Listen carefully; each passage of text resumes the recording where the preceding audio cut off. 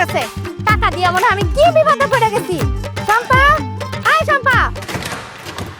আহারে, আপনার চেহারাটা তো রোদে পুরো একদম কালো হয়ে গেছে। তোমার জামাই কই? বাইর করো। আরে হ্যাঁ, তো টাকা জোগাড় করতে গেছে। আমার কথাটা তো শুনবেন। কিসের শোনাশুনি? কোনো শোনাশুনি নেই। আমার ঘরে যে টাকা আছে সেই টাকা আইনা আমি আপনারা তিনজনের মধ্যে ভাগ করে দিতেছি। পারলে আমারে ধরো। আয় বসেন। ভাই, কাজটা দাঁড়াও। এই, আমার কিস্তি। এই বসে মেয়ে না, এই খাও। ভাবছো মাইয়া মানুষের মতো ঘুমটা টাইম না যাবা আর আমি তোমারে চিনতে পারবো না? আগামী সপ্তাহে তারপরে ব্যাগ বইরে যত মন চায় টাকা নিয়ে চলে যায়।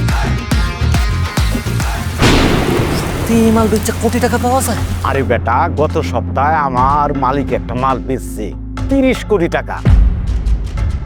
বসির ভাই, বসির ভাই। এই মুরব্বী, আপনি না মরে গেছেন? তাহলে তোকে লগে কথা বলতে পারতাম। বসেন, বাড়িতে আসস। স্যার, আপনারা?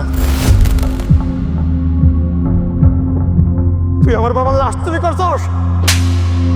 মানুষ যখন লোভে পড়ে তখন ভয়, ঘৃণা, পিতৃ কোনো কিছু কাজ করে না।